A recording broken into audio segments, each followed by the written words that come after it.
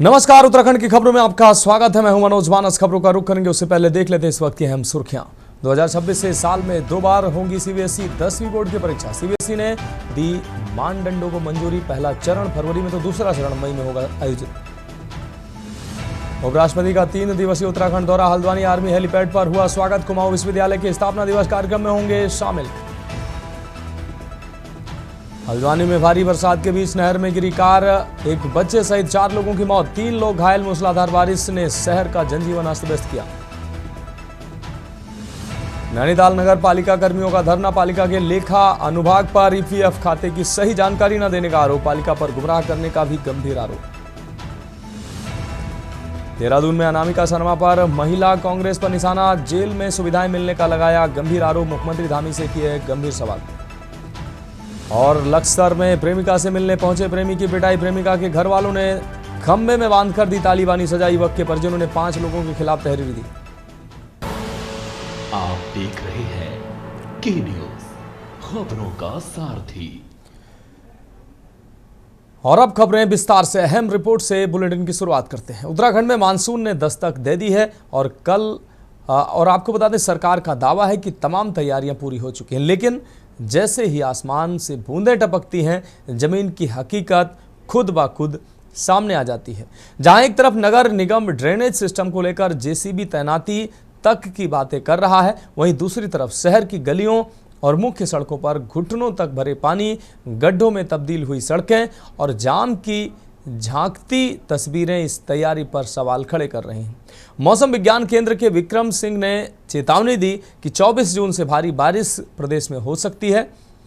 साथ ही आगे 5 दिनों में भारी बारिश के साथ मानसून गरजेगा, यानी खतरे की घंटी बज चुकी है। ऐसे में सवाल उठता है कि क्या नगर निगम और प्रशासन इस चुनौती के लिए वाकई तैयार हैं, या फिर हर साल की तरह इस बार भी बारिश के नाम पर बर्बादी का मौसम दस्तक देने वाला है। मानसून की पहली बारिश ने हाल ही में शुक्रवार देर रात उत्तरकाशी के मोरी में एक दंपति सहित 2 बच्चों की जान ले ली। वहीं यमुनोत्री केदारनाथ में भी यात्रा के पैदल पड़ाव पर यात्रियों के ऊपर मलबा आने से मौत हो गई।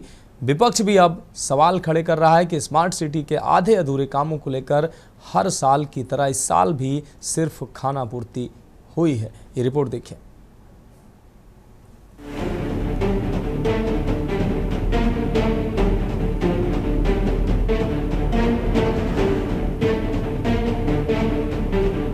मानसून की दस्तक देने से पहले ही देहरादून नगर निगम और प्रशासन ने दावा किया था कि इस बार लोगों को जल भराव का सामना नहीं करना पड़ेगा, क्योंकि शहर के सभी नदी नाले साफ कर दिए गए हैं। लेकिन हाल में हुई देहरादून में मूसलाधार बारिश से शहर जलमग्न हो गया।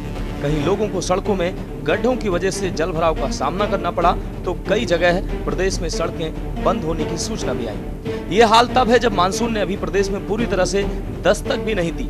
वहीं चारधाम सहित अन्य प्रदेश के रूट को लेकर कई क्षेत्रों में कई स्थानों पर जल भराव होने से बाढ़ जैसी स्थिति का सामना करना पड़ता है। इन सब स्थितियों से निपटने के लिए उत्तराखंड आपदा प्रबंधन विभाग ने पहले से ही अपनी तमाम तैयारियां कर ली। 30 जून को कई जगहों पर बाढ़ के हालातों से निपटने के लिए मॉक ड्रिल की जाएगी। इसके अलावा पहाड़ी क्षेत्रों में लैंडस्लाइड जैसी घटनाओं के बाद बंद हुई सड़कों को जल्द से जल्द खोला जाए। इसको लेकर सभी अधिकारियों को निर्देश भी दिए गए हैं। वहीं मौसम भी बार बार सचेत कर रहा है। बिल्कुल, इसके लिए देखिए, जो फोरकास्ट राउंड द क्लॉक हम लोग देते हैं, तो एक तो जैसे स्टेट के लिए जो बुलेटिन है उसमें क्या डिस्ट्रीब्यूशन रहने वाला है और क्या उसमें वार्निंग है, तो ये सब स्टेट गवर्नमेंट को शेयर किया जाता है आपदा प्रबंधन को। वो आगे उसको जो अपने डिस्ट्रिक्ट है या हम लोग भी डिस्ट्रिक्ट तक भी वो सब चीज़ें शेयर करते हैं, तो उनको पता रहता है कि हाँ क्या एक्टिविटी या किस तरह का बोला गया है, तो एक तैयारी अपने स्तर पर रखते हैं। दूसरा है कि जो नाव कास्ट है वो भी हम देते हैं हर 3-3 घंटे में। तो नाव कास्ट में अगर लग रहा है कि कहीं पे ज़्यादा एक्टिविटी होने वाली है या हो रही है, तो उसमें हम लोग जो है SMS के थ्रू जो है एक कैप जो है जो किया गया है। कैप का मतलब आपका हो गया कि कॉमन अलर्ट प्रोटोकॉल, तो NDMA ने इसको डेवलप किया है। तो एरिया स्पेसिफिक के लिए रहेगा। मान लीजिए कि जो हमको हैवी रेन या इंटेंस स्पेल है, उसके एक्सपेक्टेशन की देहरादून मसूरी में वो होने वाली है, तो उसी एरिया को पॉलीगन बना के उस एरिया का, तो उस एरिया के लिए वो जाएगा और जो लोग वहाँ पर होंगे उनको वो SMS मिलेगा। मैं तमाम वर्षों से इस शहर में काम कर रहा हूँ और शहर के डेवलपमेंट को मैंने कई सालों से लगातार होते हुए देखा भी है और मेरे हाथों से हुआ भी है। लेकिन जो अनियोजित विकास यहाँ पर हुआ है, अनियंत्रित विकास हुआ है और बढ़ती हुई जो आबादी है वो एक चुनौती बनी है हमारे लिए। और उसके कारण आज आप देख रहे हैं कि तमाम जगह सरकार प्रयास कर रही है कि हम ड्रेनेज सिस्टम ठीक करें, हम सीवरेज सिस्टम ठीक करें, हम पीने के पानी का सिस्टम ठीक करें, हम सड़कें ठीक करें, लेकिन उसके बावजूद ये सब प्रयास आधे अधूरे हो रहे हैं, अब कम पड़ रहे हैं। तो इसके लिए आवश्यक है कि एक बड़ी योजना आए और कम से कम जो डिपार्टमेंट जिसकी जो जिम्मेदारी है, अब जैसे एमडीडीए है, अब तमाम कॉलोनाइजेशन पूरे क्षेत्र में हो रहा है, अब उस कॉलोनाइजेशन पे कौन अंकुश लगाएगा जो कि वहाँ पर बिना सैंक्शन के हो रहा है। लगातार हमारी 9 जेसीबी छोटी मशीनों की टीमें वो नदियों में नालों में काम कर रही है डेली, और जहाँ से कि लगभग 19,000 मीट्रिक टन जो है हमने सिल्ट है वहाँ पे और जो गाद है, कीचड़ है, उसको निकाल के हमने बाहर किया है। तो निश्चित तौर पर मुझे लगता है कि उससे इस बार सहायता ये मिलेगी कि जो पानी था वो लोगों के घरों में जाता था, इस बार वो नदियों से होते ही निकल जाएगा, क्योंकि जो उसको हमने गहरा थोड़ा सा कर दिया है। नालियों को भी हमने साफ सफाई पे लगातार हर क्षेत्र में ध्यान दिया है। नालियां प्रॉपर तरीके से साफ हो रही हैं, जिससे कि बरसात का जो जल है, अभी तक जल भराव की बहुत एक बड़ी विकट परिस्थिति थी, सामने आती थी, उस प्रकार से कई जगहों पे नहीं आई है। तो हमारी कोशिश ये रहेगी कि हम जितना ज़्यादा से ज़्यादा हो सके जल भराव की समस्या को दूर कर सकें। मॉक ड्रिल करना एक बहुत अच्छी बात है। मॉक ड्रिल किसी चीज़ का जायजा लेने की एक अच्छी चीज़ है, लेकिन देहरादून से लेकर के पहाड़ों तक हम हर समय पर ये देखा है जो अच्छी खासी बने हुई थी विकास नाम पर अन्य डिपार्टमेंटों के लापरवाही के कारण आज सड़कों में जानबूझकर गड्ढे होते जा रहे हैं। ऐसी स्थिति में जो है वो सिर्फ एक खाना पूर्ति रहेगी। और इस उत्तराखंड क्रांति दल ने समय रहते गर्मियों से शुरू कहा था कि जहां गड्ढे हैं, जो रोड अभी बनने लायक हैं, इनको समय पर बनाया जाए ताकि बरसात में किसी भी प्रकार को आम जन लोगों को परेशानी ना हो। लेकिन हालांकि शासन प्रशासन का दावा है कि सब कुछ ठीक है, मगर भाजपा के विधायक व पूर्व मेयर का तो ये भी मानना है कि काम सरकार की ओर से सही हो रहा है, लेकिन अधिकारी काम नहीं कर रहे। अब आप ही बताएं, अगर सरकार के माननीय ही ऐसे बयान देंगे तो जनता को तो मानसून में परेशानी झेलनी है। वहीं विपक्ष ने जनता की परेशानियों को लेकर मानसून दस्तक पर कमियों को घेरा है। अनिल चंद्रा जामुनवाला से हूँ और मुझे यहाँ पर 8 साल लगभग हो गए हैं। तब से देखते आ रहे हैं कि जलभराव हो रहा है, चुनाव आते हैं, हर कोई कहता है कि हम करेंगे, लेकिन आम जनता परेशान है। जलभराव देखो सर, वहाँ पर पूरा पानी से भरा है, गाड़ियाँ नहीं चल पा रही हैं, नाले बेकार हो रहे हैं, नालों में पानी आता है, और पुलियाँ हमारी सब जगह पर टूट रही हैं, उसकी देखरेख करने वाला कोई नहीं है अभी। और पुलियाओं का जब टूटने वाली होगी उस समय आदमी कहेंगे अरे यार पहले किया होता तो अच्छा होता। अभी इस समय से कोई देखने नहीं आ रहा, कोई विधायक नहीं, कोई जनप्रतिनिधि नहीं, कोई नहीं, हमारे बीच में कोई नहीं गया है अभी सर। जो है कम से कम इसे 1.5 साल हो गए और 2 बार अपने धामी जी से सब मंजूर करा लिया ठीक कराने के लिए। पैसा भी आ रखा, ईंटें आ रखी, लेकिन कोई रिपेयर वाला नहीं। यहाँ शनिदेव मंदिर है सामने, पुजारी आते हैं, रोज गिरते हैं बुढ़े बुजुर्ग आदमी, स्कूल के बच्चे जाते हैं, सब गंदे हो जा रहे हैं, छींटे लगते हैं सब बच्चों को। बड़ी परेशानी है। कई गांव वाले सब इकट्ठे भी हो लिए इस मामले में। कई बार ऊपर अधिकारी को बोला, लेकिन कोई कार्य करने को तैयार नहीं है।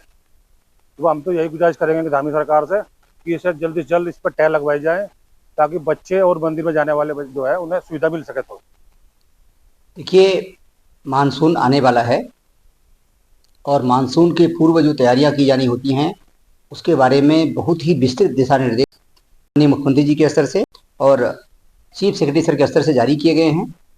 हम लोग लगातार फॉलोअप कर रहे हैं जनपदों के साथ में।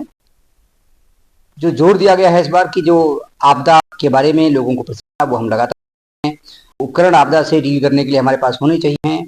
वो सारे उपकरण को रखरखाव करने के लिए, सबको संचालित करने के लिए एक बार लिस्ट बना के देख लें और सभी प्रकार के उपकरणों का लोगों को विधिवत चलाने का अभ्यास करा लें, ताकि जब कभी आवश्यकता पड़े हम उपकरण का सदुपयोग कर सकें। अगर जनपद में किसी प्रकार से उपकरण खरीदने की आवश्यकता है तो उपकरण क्रय कर लें। इसी प्रकार से जहां जल भराव होता है, जल भराव के कारण की समीक्षा कर लें। जल भराव के जहां पे जिस कारणों से जल भराव होता है, कहीं नाली चौक है, कहीं नाली जाम है, कहीं रास्ता कहीं बाधित हो गया है, कोई अतिक्रमण हो गया है, उसको हटा दें ताकि पानी कहीं जमा न होने पावे। इसी प्रकार से जब बाढ़ आती है या जलभराव हो जाता है, अगर लोगों को शिफ्ट करना पड़ता है तो शिफ्ट करने के लिए पहले से तैयारी कर लें। कौन कौन लोगों की मदद की जाएगी उसके लिए मॉक ड्रिल करने के लिए निर्देश दिए गए हैं। देश का पहला राज्य है जहां आपदा प्रबंधन विभाग बना था, लेकिन ये आपदा प्रबंधन विभाग कुंभकर्णी निंद्रा में सोया रहता है। जब पानी सिर के ऊपर से गुजर जाता है तब इसकी कुंभकर्णी निंद्रा टूटती है। 4 घंटे की बारिश में ही राजधानी देहरादून में जगह जगह जलभराव की स्थिति देखने में मिली। नौतरी और बड़कोट मार्ग पर आपने देखा कि पिछले महीने जिस तरीके से भूस्खलन से यातायात बाधित हुआ था, लोगों को और श्रद्धालुओं को परेशानी का सामना करना पड़ा था। केदारनाथ घाटी में जो है अब तक 3 लोगों की मौत जो है भूस्खलन के कारण हो गई है। तो किसकी जवाबदेही और जिम्मेदारी है? आपदा प्रबंधन विभाग भले ही अब मॉक ड्रिल कर रहा हो, जब मानसून सिर पर आ गया है आपको पहले से तैयारियां करनी चाहिए थी। सारी नालियां चौक हैं, नालियों तक की जो है सफाई राजधानी में नहीं हुई। पर्वतीय क्षेत्रों में जो संवेदनशील जोन है वहां पर प्रोटेक्शन के काम होने चाहिए थे, लेकिन अभी तक तो काम किए नहीं गए हैं। कुल मिलाकर करोड़ों की लागत से प्रदेश स्मार्ट सिटी को लेकर विपक्षी दलों का हल्ला जारी है। तो ही मानसून ने भी उत्तराखंड में दस्तक दे दी है। अभी तक बीते वर्षों में जब भी मानसून आया है हमेशा जान माल के साथ बड़ा नुकसान देखने को मिला है। शहरों में जलभराव की स्थिति पैदा हो जाती है तो वहीं पहाड़ों पर लैंडस्लाइड होने की वजह से रास्ते बाधित हो जाते हैं। हालांकि सरकार हर साल मानसून आने से पहले तमाम तैयारियों का दावा जरूर करती है, लेकिन जमीनी स्तर पर नहीं देखा जाता है। वहीं कहीं ना कहीं इसकी परेशानी जनता को झेलनी पड़ती है। आखिर कब ऐसा मानसून आएगा जब प्रदेश की स्थिति जल भराव के साथ अन्य बारिश की दिक्कतों से दूर हो पाएंगे। स्पेशल डेस्क के न्यूज इंडिया।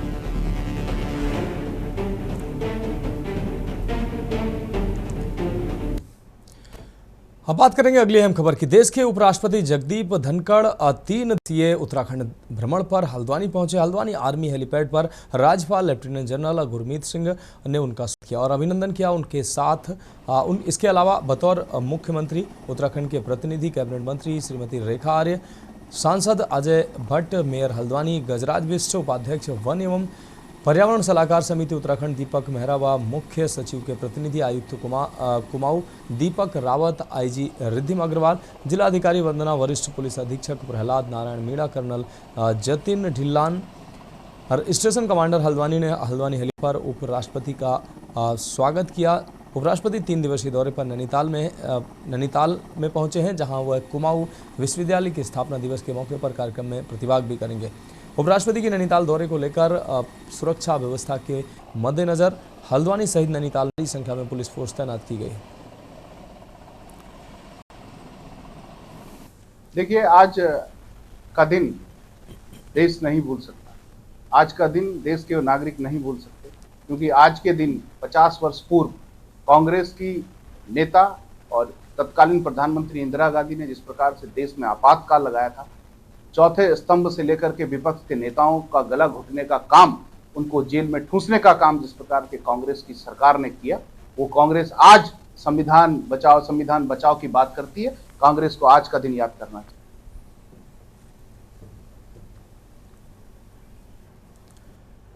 खबर देहरादून से, जहां देश में आज आपातकाल के 50 पूरे हो चुके हैं। बीजेपी आपातकाल की 50वीं बरसी को संविधान हत्या दिवस के रूप में मना रही है। साथ ही भाजपा ने अलग अलग राज्यों में जिले और बूथ स्तर पर कार्यक्रम आयोजित किए, जिसका मकसद लोकतंत्र के इस काले अध्याय की जानकारी देना है। भाजपा प्रदेश प्रवक्ता विपिन कैथोला ने कहा कि आज से 50 वर्ष पूर्व कांग्रेस की तत्कालीन प्रधानमंत्री इंदिरा गांधी ने देश में आपातकाल लगाया था और विपक्ष के नेताओं को जेल में डालने का काम किया है। इस तरह से कांग्रेस ने आज संविधान बचाओ की बात करती है। उन्होंने कहा कि आज मुख्यमंत्री व आवास में आपातकाल के सेनानियों सहित जिन्हें प्रताड़ित किया गया उन्हें मुख्यमंत्री सम्मानित करेंगे।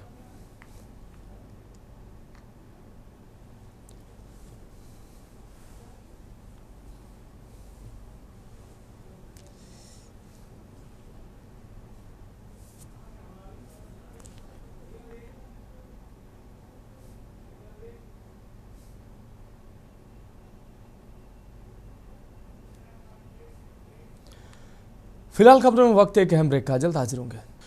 तो ब्रेक के बाद उत्तराखंड की खबरों में एक बार फिर से आपका स्वागत है। खबर देहरादून से है, जहां देश में आज आपातकाल के 50 साल पूरे हो चुके हैं। बीजेपी आपातकाल की 50वीं वर्षी को संविधान हत्या दिवस के रूप में मना रही। साथ ही भाजपा ने अलग अलग राज्यों में जिले और बूथ स्तर तक कार्यक्रम आयोजित किए हैं, जिसका मकसद लोकतंत्र के इस काले अध्याय की जानकारी देना है। भाजपा प्रदेश प्रवक्ता विपिन कंथोला ने कहा कि आज से 50 वर्ष पूर्व कांग्रेस की तत्कालीन प्रधानमंत्री इंदिरा गांधी ने देश में आपातकाल लगाया था और विपक्ष के नेताओं को जेल में डालने का काम किया था। जिस तरह कांग्रेस आज संविधान बचाओ की बात करती है, उन्होंने कहा कि आज मुख्यमंत्री आवास में आपातकाल के सेनानियों को सम्मानित किया जाएगा। देखिए, आज का दिन देश नहीं भूल सकता। आज का दिन देश के नागरिक नहीं भूल सकते, क्योंकि आज के दिन 50 वर्ष पूर्व कांग्रेस की नेता और तत्कालीन प्रधानमंत्री इंदिरा गांधी ने जिस प्रकार से देश में आपातकाल लगाया था, चौथे स्तंभ से लेकर के विपक्ष के नेताओं का गला घोटने का काम, उनको जेल में ठूंसने का काम जिस प्रकार के कांग्रेस की सरकार ने किया, वो कांग्रेस आज संविधान बचाओ की बात करती है। कांग्रेस को आज का दिन याद करना चाहिए।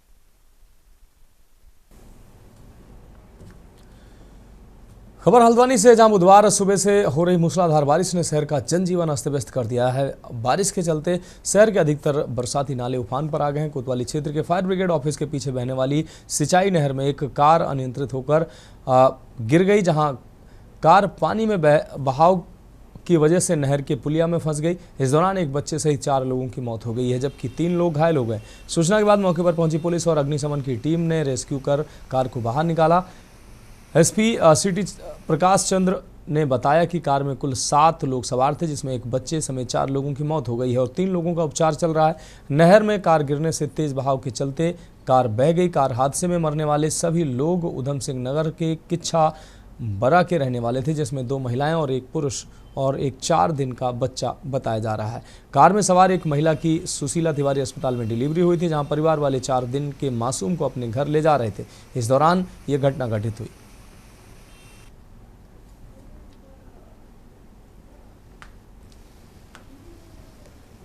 टीपी नगर क्षेत्र में एक नहर के किनारे एक कार गिरने की सूचना प्राप्त हुई है। ये फायर स्टेशन के पास की घटना है, जिसमें फायर स्टेशन के हमारे पुलिसकर्मियों द्वारा तुरंत उस पर रेस्क्यू किया गया। 3 लोगों को समय रहते बचा लिया गया। खबर अल्मोड़ा से, जहां मानसून की दस्तक के साथ ही नगर में जल भराव की चिंता फिर से सिर उठाने लगी है। प्रशासन द्वारा जल भराव से निजात दिलाने के लिए नगर क्षेत्र में 39 नालों के निर्माण का आदेश जारी किया गया था, जिसकी धनराशि भी स्वीकृत हो चुकी थी। बावजूद इसके नालों के निर्माण कार्य धीमी रफ्तार से हो रहे हैं। सिंचाई विभाग की सुस्ती के चलते कई महत्वपूर्ण नालों का काम अभी भी शुरू तक नहीं हो पाया है, जबकि कुछ नालों का कार्य बेहद कछुआ गति से चल रहा है। स्थानीय नागरिकों ने कई बार कार्य की धीमी गति और गुणवत्ता को लेकर नाराजगी जताई है। सिंचाई विभाग के अधिशासी अभियंता मोहन सिंह रावत ने बताया, 39 नालों के निर्माण के लिए 7.91 करोड़ रुपए का बजट मिला है, जिसमें से 1.5 करोड़ रुपए जल संस्थान को पाइपलाइन शिफ्टिंग के लिए दिए गए हैं। अब तक 11 नालों का कार्य हो चुका है, जबकि 11 और नालों का कार्य अगले माह के पहले सप्ताह तक पूरा किए जाने की बात कही जा रही है।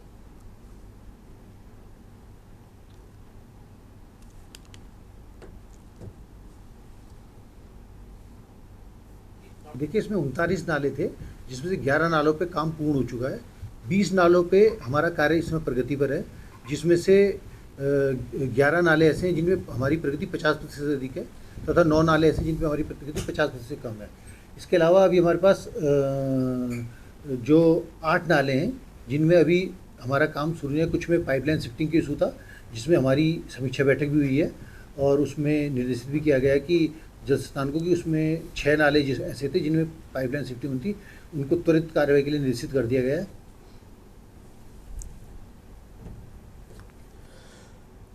खबर देहरादून से, जहां हाल ही में भाजपा महिला मोर्चा से हरिद्वार की पूर्व जिलाध्यक्ष अनामिका शर्मा द्वारा अपनी नाबालिग बेटी को शराब पिलाकर शारीरिक शोषण कराने के मामले पर महिला कांग्रेस नाराज नजर आ रही, जिसे लेकर राजधानी देहरादून के कांग्रेस मुख्यालय में महिला कांग्रेस की प्रदेश अध्यक्ष ज्योति रौतेला ने प्रेस वार्ता की। इस बीच ज्योति रौतेला ने कहा कि अनामिका शर्मा की गिरफ्तारी के बाद उनका जेल से एक ऑडियो कॉल वायरल हुआ है जिसमें वो अपने घर पर फ़ोन में बात कर रही हैं। साथ ही उन्होंने कहा कि हम मुख्यमंत्री से सवाल कर रहे हैं कि क्या सिर्फ भाजपा के कार्यकर्ताओं को ही जेल में ऐसी सुविधाएं मुहैया कराई जा रही हैं या अन्य लोगों को भी इसका लाभ मिल रहा है, इसका खुलासा होना चाहिए।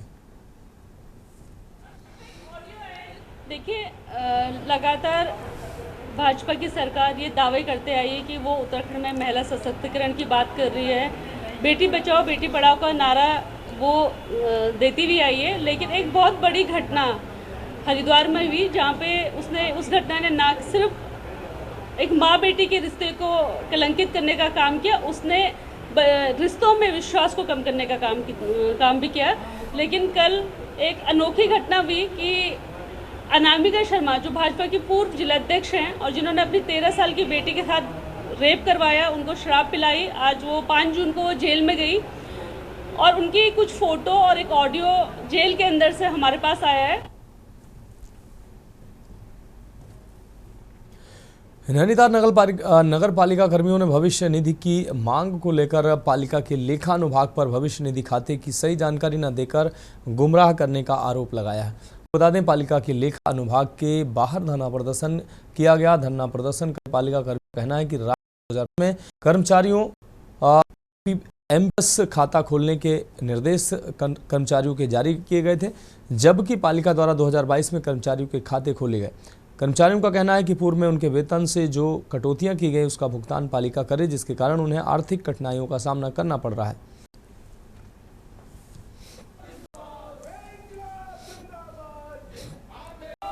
ये हमारा एनपीएस का पैसा है 2005 में हमारा 2 एनपीएस का खाता खोलने का शासन ने आदेश किया।